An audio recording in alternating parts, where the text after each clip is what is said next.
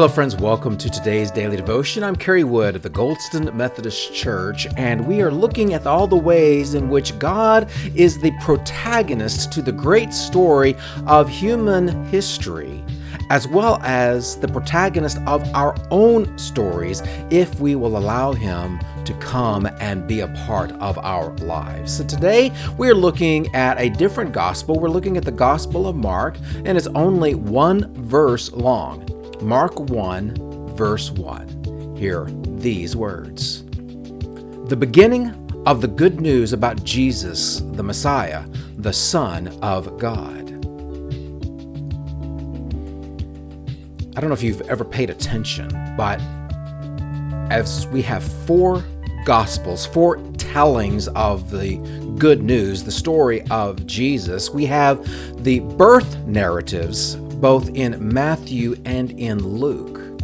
But in Mark, there is nothing about Jesus before he is a young man, about 30 or so years old. And yet, in Mark's gospel, we get a tie-in to the full history of the Hebrew people, the beginning of the good news.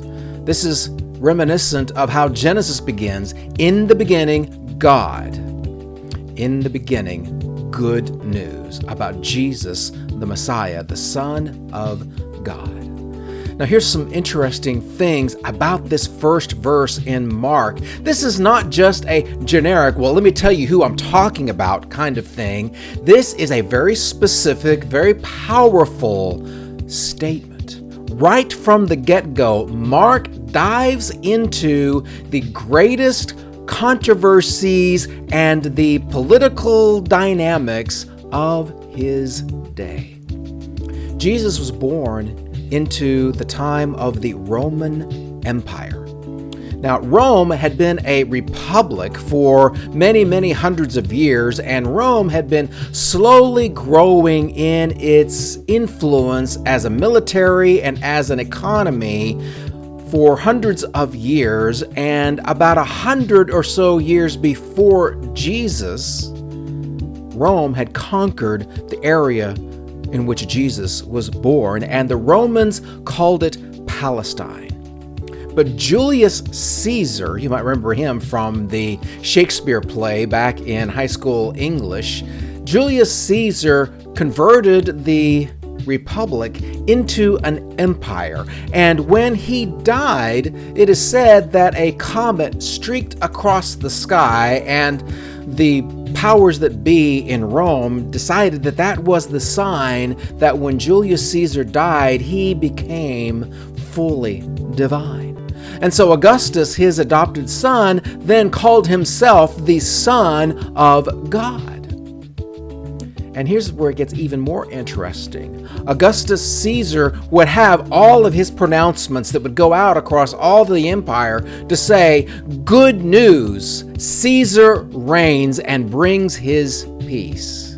And so when Mark says the beginning of the good news about Jesus the Messiah, he has already crossed the political lines of saying it ain't about Rome. It's about something much bigger.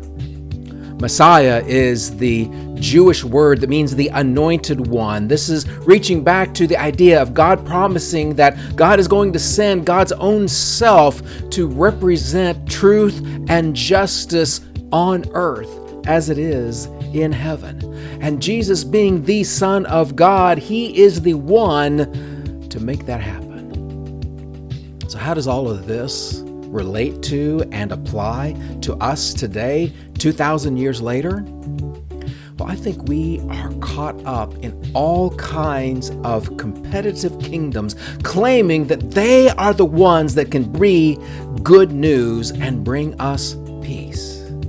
If you buy this thing or that thing, if you will engage in this kind of behavioral activity, if you will belong to this particular group of people, you name it, the list goes on forever. There's always something proclaiming good news, peace, follow me. But just as Caesar got it wrong, everything else today still gets it wrong. If we want peace, if we want real good news, there's only one source from which we can receive it: Jesus.